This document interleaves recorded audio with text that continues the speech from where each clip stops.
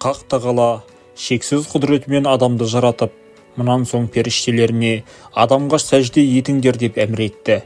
Барлық періштелер адам баласының кемел жаратылыс екенін мойындап, бұл бұйрықты екі етпеді.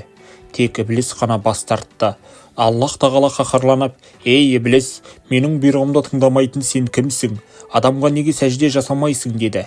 Ол: «Мені оттан, оны топырақтан жараттың. Ендеше мен әлбетте одан артықпын» деп қарсы жауап қатты. Өз қатесін түсініп, тәубеге келудің орнына ішін өрт шалған Иблис: «Мен одан артықпын, мені оттан, оны балшықтан жараттың. Балшықтан жаратқаныңа сәжде қыламын ба?» деп тәкаппарлығын байқатты. Өйткені ол өзін ең ардақты жаратылыспын деп санайтын. Осылайша Иблис өз бағын өзі байлап, өз жолын өзі кесті, іле-шала жаратушының қарғысына ұшырады.